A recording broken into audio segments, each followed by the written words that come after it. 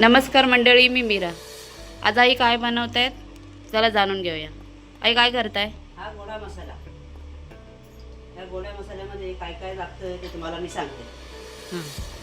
जिरं, धने, काळी मिरी, लवंग, दालचीन, खोबरं आणि काळे तीळ.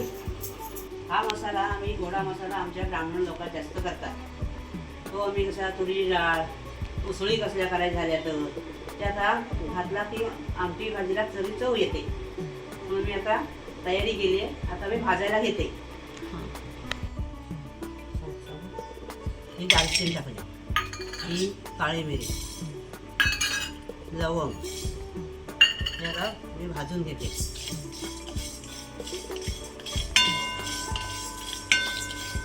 भाजायला वेळ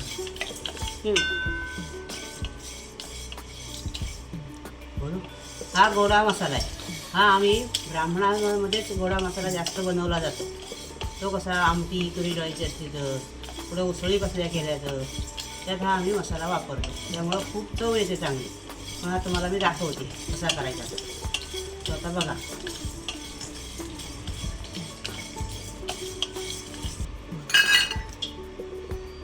हे धने टाकले.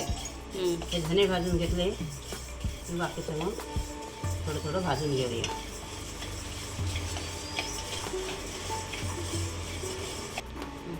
हे जिरं टाकलंय. हे जिरे भाजून घेते.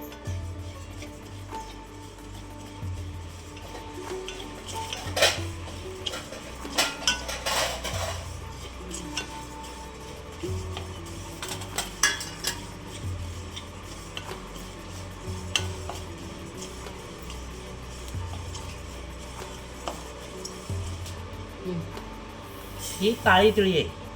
हे घरात पिकवली जाते. ती आम्ही मसाल्यामध्ये वापरतो. ह्या तिळीमुळे खूप चव चांगली येते आणि आमटी वगैरे खूप घट्ट होते.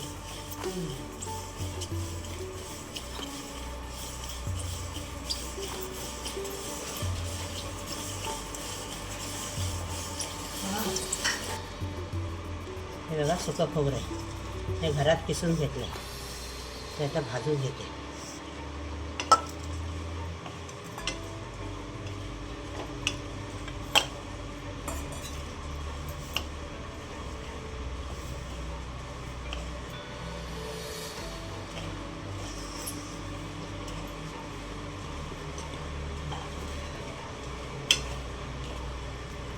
त्याला लालसर भाजायचं. हो, लालसर भाजला पाहिजे. हे तिला सगळं करून लागतो आणि वास पण चांगला आहे.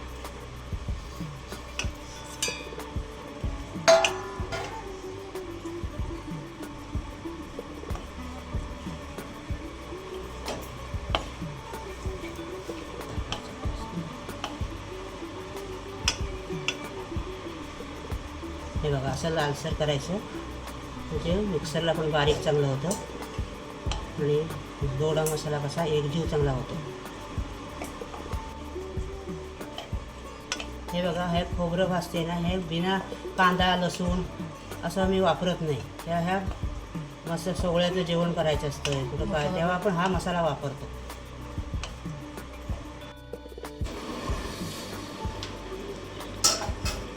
हा बघा, असा गोडा मसाला तयार झाला.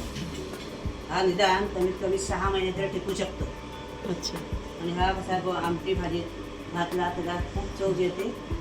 असा मसाला आम्ही नेहमी करून ठेवतो.